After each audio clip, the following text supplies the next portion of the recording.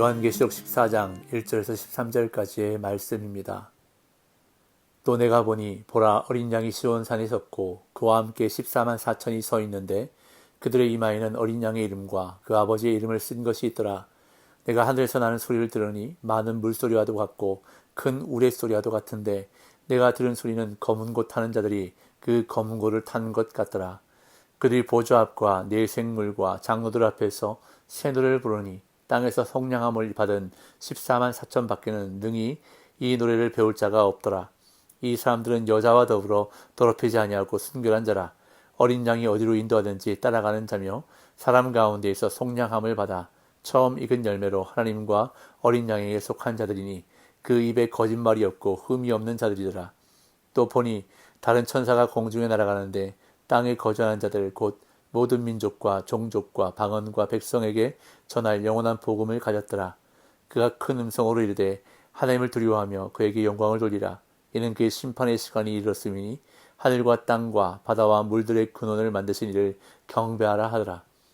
또 다른 천사 곧 둘째가 그 뒤를 따라 말하되 무너졌도다 무너졌도다 큰 성 바벨론이여 모든 나라에게 그의 음행으로 말미암아 진노의 포도주를 먹이던 자로다 하더라. 또 다른 천사 곧 셋째가 그 뒤를 따라 큰 음성으로 이르되 만일 누구든지 짐승과 그의 우상에게 경배하고 이마이나 손에 표를 받으면 그도 하나님의 진노의 포도주를 마시리니 그 진노의 잔에 섞인 것이 없이 부은 포도주라. 거룩한 천사들 앞과 어린 양 앞에서 불과 유황으로 고난을 받으리니 그 고난의 연기가 세세토록 올라가리로다. 짐승과 그의 우상에게 경배하고 그의 이름표를 받는 자는 누구든지 밤낮 쉼을 얻지 못하리라 하더라. 성도들의 인내가 여기 있나니 그들은 하나님의 계명과 예수에 대한 믿음을 지키는 자니라. 또 내가 들으니 하늘에서 음성이 나서 이르되 기록하라. 지금 이후로 주 안에서 죽는 자들은 복이 있도다 하시매 성령이 이르시되 그러하다. 그들이 수고를 그치고 쉬리니 이는 그들의 행한 일이 따름이라 하시더라. 아멘. 요한계시록 14장은 요한계시록 전체의 핵심을 이루는 극명하게 대조되는 두 장면, 두 결국을 맞이하게 되는 대상을 함께 그리고 있습니다. 한쪽에는 어린 양이 서 계시고 14만 4천이 승리와 환호의 찬양을 부르고 있습니다. 또 다른 장면에는 흰 구름이 있고 구름 위에 사람의 아들 같은 이가 앉아 계시며 그에 의하여 무서운 재앙을 맞이하게 될 세상의 모습을 그리고 있습니다. 14장의 본문이 고난의 시대를 살아가는 독자들에게 기본적으로 주려는 메시지는 짐승의 세력을 따르지 않는 자들이 맞게 될 결과를 통해 하나님 백성들을 위로하고자 하는 것입니다. 이를 위해 두 세계를 날카롭게 대조시키면서 위로의 기능을 한층 강화하고 있는 것을 볼 수 있는데 주님이 그의 백성들에게 의도하신 것은 어린 양의 길을 끝까지 따라가는 자들의 승리가 얼마나 확실한 것인지를 보다 선명하게 드러내는 것입니다. 오늘 본문은 짐승의 표를 거절하고 어린 양과 아버지의 이름을 이마에 새긴 14만 4천 명의 이야기로 시작되고 있습니다. 이들은 박해와 환란 속에서도 굽히지 않고 끝까지 믿음을 지킨 자들로 이제 어린 양과 함께 시온산에 우뚝 서 있습니다. 1절에서 3절입니다. 또 내가 보니 보라 어린 양이 시온산에 섰고 그와 함께 14만 4천이 서 있는데 그들의 이마에는 어린 양의 이름과 그 아버지의 이름을 쓴 것이 있더라. 내가 하늘에서 나는 소리를 들으니 많은 물소리와도 같고 큰 우레소리와도 같은데 내가 들은 소리는 검은 고 타는 자들이 그 검은 고를 타는 것 같더라. 그들이 보좌 앞과 네 생물과 장로들 앞에서 새 노래를 부르니 땅에서 속량함을 받은 14만 4천 밖에는 능히 이 노래를 배울 자가 없더라. 요한은 어린 양이 시온산에 서 있는 모습을 보는데 이 모습은 12장에서 용이 바다 모래 위에 서 있던 모습과 대조를 이룹니다. 시온산은 13장에서 교회 공동체가 거하는 하늘과 직접적으로 관련되는데 구약에서 시온산은 천상적 속성을 가진 산으로 여겨져 하나님이 계신 하늘과 유사한 의미로 이해했습니다. 이어서 승리의 영광 가운데 있는 교회 공동체를 14만 4천으로 묘사하는데 앞서 7장에서 지상에 전투하는 교회를 나타냈던 14만 4천이 승리한 교회의 모습으로 변화되었습니다. 이런 의미의 변화는 13장의 내용과 연결되는데요.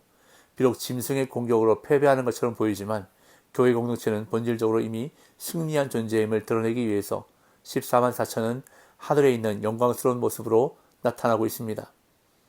또한 14만 4천이 이마에 받은 어린 양의 이름과 하나님의 이름은 13장에서 짐승을 따르는 자들이 받은 짐승의 표와 극명한 대조를 이루고 있습니다. 그리고 9절부터 언급하는 짐승을 따르는 자들의 심판은 시온산에 서 있는 14만 4천과 대조를 이루는데, 요한은 이런 대조를 통해 짐승과 타협하지 말 것을 경고하고 있는 것입니다. 요한은 하늘에서 나는 소리를 듣는데, 이 소리는 14만 4천이 부르는 새 노래입니다.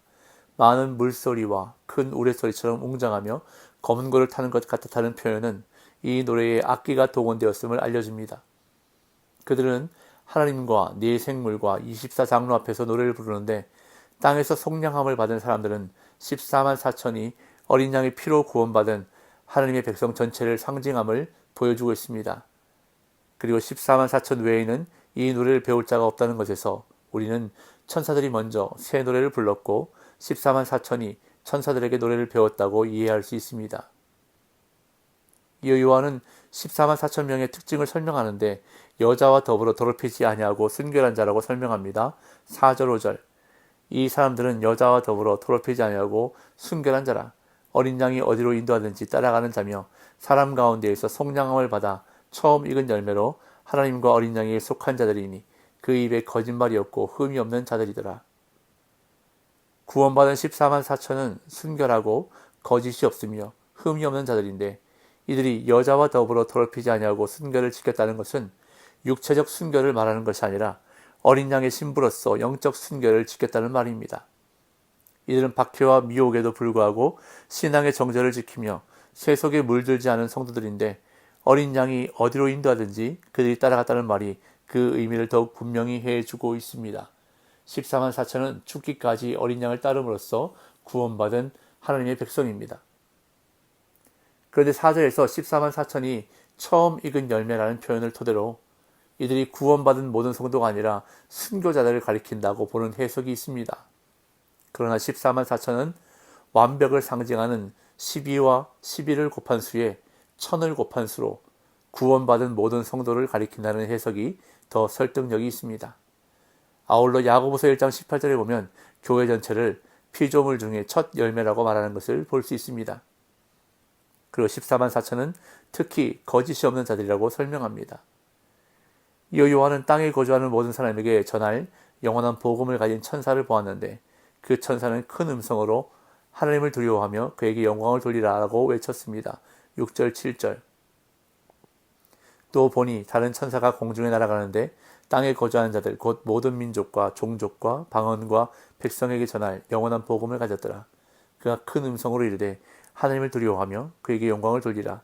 이는 그의 심판의 시간이 이르렀음이니 하늘과 땅과 바다와 물들의 근원을 만드신 이를 경배하라 하더라.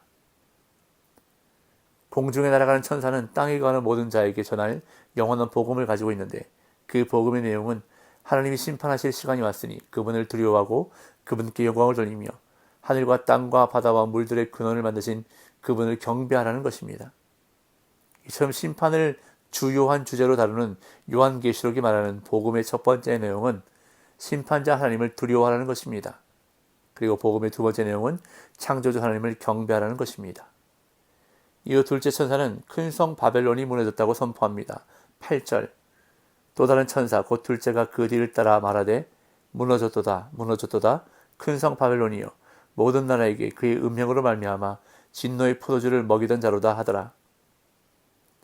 둘째 천사는 큰 성 바벨론이 무너졌다고 선포하는데, 사실 바벨론의 멸망은 18장에서 자세하게 묘사됩니다. 요한 당시의 바벨론은 로마를 상징했습니다.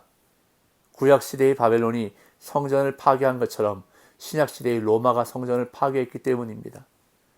바벨론이 멸망하는 이유는 그의 음행으로 인해 모든 나라가 진노의 포도주를 마시게 되었기 때문입니다. 이어 셋째 천사가 짐승의 표를 받은 사람들에게 경고합니다. 9절에서 11절. 또 다른 천사 곧 셋째가 그 뒤를 따라 큰 음성으로 이르되 만일 누구든지 짐승과 그의 우상에게 경배하고 이마에나 손에 표를 받으면 그도 하나님의 진노의 포도주를 마시리니 그 진노의 잔에 섞인 것이 없이 부은 포도주라.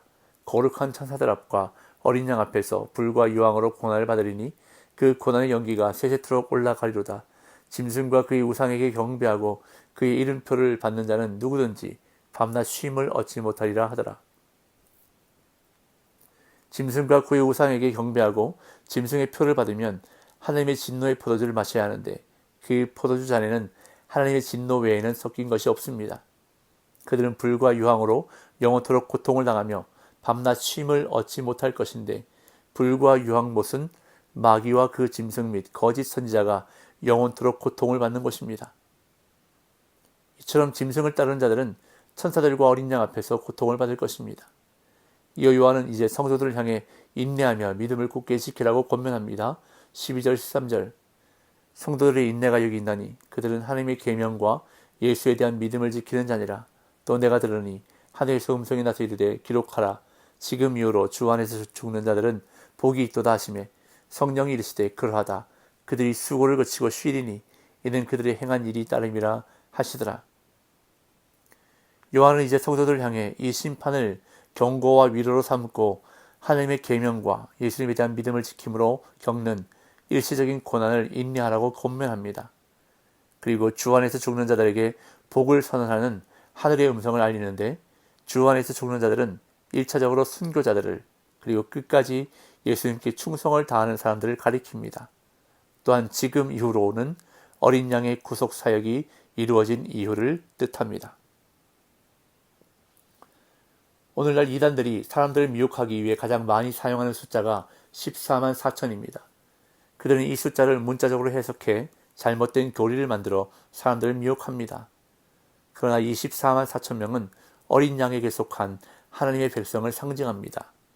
그리고 이들에게는 두 가지 중요한 특징이 나타나는데 세상의 가치를 거절하고 오직 주의 뜻에 굴복하는 것과 고난과 박해 속에서도 인내하며 믿음을 지키는 것입니다. 오늘 저와 여러분들 삶에서도 이 두 가지 특징이 나타나게 되기를 간절히 소망합니다. 세상의 가치를 거절하고 오직 주의 뜻에 굴복함으로 또한 고난과 박해 속에서도 인내하며 믿음을 지킴으로 어린 양께 속한 성도로서의 삶을 살아가는 저와 여러분들이 되시기를 예수님의 이름으로 축복합니다.